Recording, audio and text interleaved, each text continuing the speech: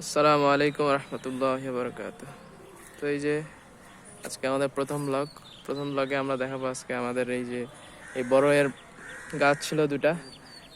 এটা হচ্ছে এমনি কলম্বোর নর্মাল, আর এটা হচ্ছে আপেল কুলটা, বড় আপেল কুল, বড় ধরনের, এটা আমরা আদর করে ডাকি বল সুন্দরী। তো এখানে আমাদের কাটিং করা হচ্ছে আজকে, আমাদের সাইদি ভাই কাটিং করতেছে আলহামদুলিল্লাহ। তো ভাই কাটিং করার মাধ্যমে যেটা হবে পরবর্তীতে এর পরের বছর যখন বড়ই আসবে, বড়ই আসার সময় বড়ইগুলো আর কি তাড়াতাড়ি আসবে। কি ভাই, বড়গুলো খুবই সুন্দর হবে এবং বড়গুলো সুন্দর হবে, মানে এক কথায় ছাঁটাই করতে হবে। এই সময় ছাঁটাই যদি না করা হয় পরবর্তীতে পরের বছরে বড়ইগুলো ভালো মতো আসবে না। তাই আমরা ছাঁটাই করছি আজকে ধীরে ধীরে। প্রথমে বল সুন্দরীকে আমরা ছাঁটাই করব।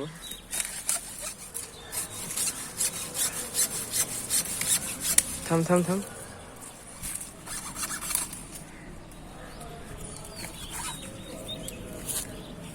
এটাকে আমরা বল সুন্দরী আদর করে কেন বলি, কারণ এটা একবারে সম্পূর্ণভাবে গোল।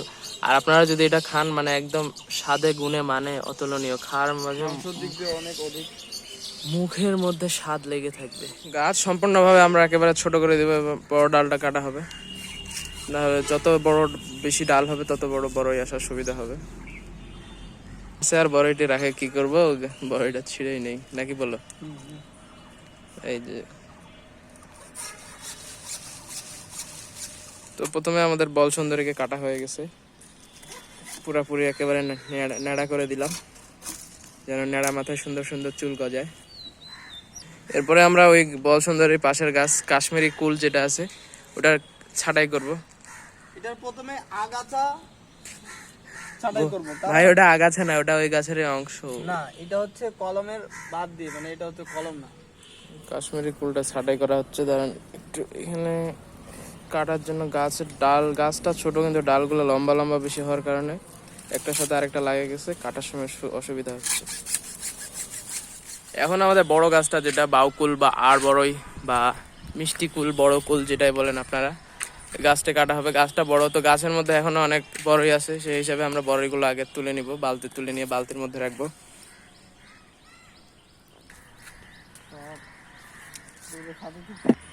বড় বড় যেগুলো বড়ই ছিল সবগুলো আগেই খাওয়া দাওয়া হয়ে গেছে, যার কারণে শেষের বড়ইগুলো ছোট মধ্যে পড়ে গেছে। এইখানে মেলাগুলো বড়ই দেখা যাচ্ছে, এখান থেকেই তুলি, তবে বড়ইগুলো ছোট ছোট। গাছটা ওই যে বড় অনেক, যার কারণে গোড়ার মধ্যে বসে কাটতে হচ্ছে, উপরে উঠলে মাথার মধ্যে কাটা লাগে যাচ্ছে। তো এখানে মাঝে মাঝে দেখেন পশু পাখিও এখানে নাস্তা পানি করে যায়।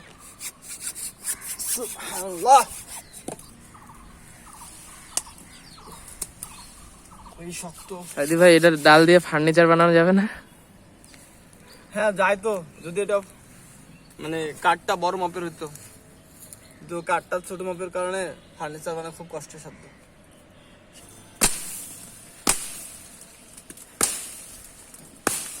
মালটা ভালোই শক্ত, এত কাটার পরও কাটছে না।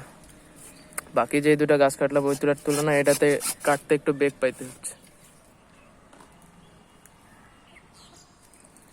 এটা হচ্ছে এই যে বড় কলম্বরের গাছটা যেটা কাটা হলো, এটা ছোটটা এই যে এটা বল সুন্দরী আমাদের। তো আপাতত আজকের মতো আমাদের ব্লগ প্রায় শেষের দিকে। এখন আমরা বড়ইগুলো কালেক্ট করব, বড়ই কালেক্ট করে রাখে দেব। আর এটা গাছ বেশি খুব একটা কাটবো না, এটা গাছ এরকমই থাকবে। তো দেখা হবে নেক্সট ব্লগে। আসসালামু আলাইকুম রহমতুল্লাহি ওয়া বারাকাতুহু।